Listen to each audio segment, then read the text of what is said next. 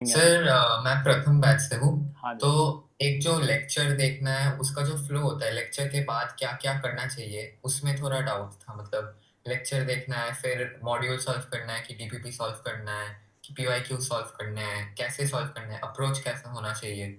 ये मेरे ख्याल से ना वीकली अप्रोच। लेक्चर सॉल्व करने के बाद सॉरी लेक्चर अटेंड करने के बाद मेरे ख्याल से ना एसेंशियल शीट के अंदर जो उस लेक्चर के वाले सवाल है ना वो निपटाने चाहिए। जेईई मेन की बुकलेट के अंदर जो अगेन उस टॉपिक के जो सवाल है ना वो निपटाने चाहिए, क्योंकि एक्सरसाइज 1 के अंदर और जेईई मेन के बुकलेट के अंदर जो क्वेश्चन है ना वो सारे के सारे सब टॉपिक वाइज है, तो वो वाले सवाल निपटाने, तो ये तो पहली प्रायोरिटी होनी चाहिए। उसके बाद जो बाकी सवाल है ना वो सारे के सारे ऐसे हैं कि चैप्टर खत्म होने के बाद कर रहे हैं। जैसे एक्सरसाइज 2 है, उसका सवाल कोई चैप्टर स्टार्ट हुआ और मैं एक्सरसाइज 2 का सवाल मान लो कि करने लग जाऊं, तो काफ़ी सारे चांसेस बात की कि एक्सरसाइज 2 का सवाल नहीं बने, क्योंकि उसमें मिक्स्ड कॉन्सेप्ट्स भी होते हैं और हो सकता है कि चैप्टर के लास्ट वाला कॉन्सेप्ट उसके अंदर लग रहा हो। So in that case I would say that कि एक्सरसाइज 2 हो गई, ये आप है ना जैसे चैप्टर खत्म हो उसके बाद ही हाथ लगाना। एडवांस की बुकलेट खत्म हो गई, उसको चैप्टर खत्म होने के बाद ही हाथ लगा। अब बचा क्या, ओके बचा सर। बेटा डीयूपी। तो बेटा डीयूपी के लिए मैं जो शिवांश को बोला था मैं वही तेरे को बोलूंगा कि डीयूपी के अंदर तो फिक्स कर ले कि वीक 1 में 1 एंड 2, वीक 2 में 3 एंड 4, वीक 3 में 5 एंड 6, वीक 4 में 7 8,